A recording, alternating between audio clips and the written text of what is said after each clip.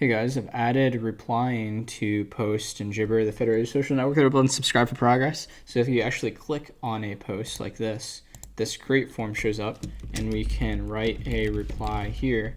And when we post that, you can see it shows up. Write another reply.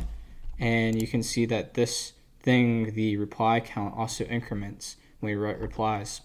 Some of this stuff needs to be kneaded up as usual, but let's get into how I actually implemented this. So if you look in the GitHub, there is this, in our components folder, there's this post folder, and then in the index, there's this post component.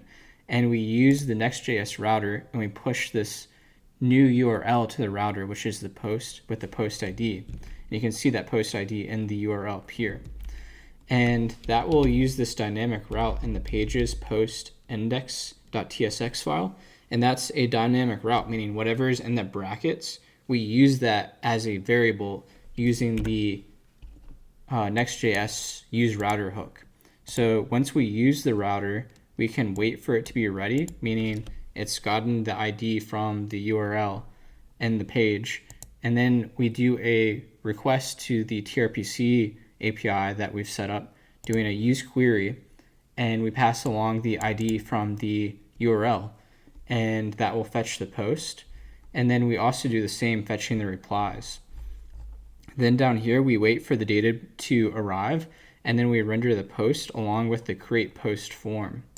And once the person actually goes through and clicks the create post, you can see my previous videos on this form, but once the person does that, we do this callback on reply, and we just refetch the posts and the replies.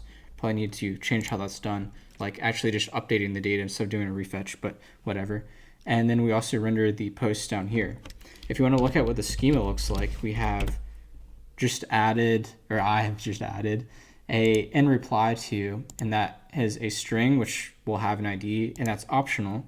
And we also have the post as a foreign key. And then to do the inverse of that, we just have a list of posts as replies. So you could do like post.replies to get all of the posts and when you're using it on the server side.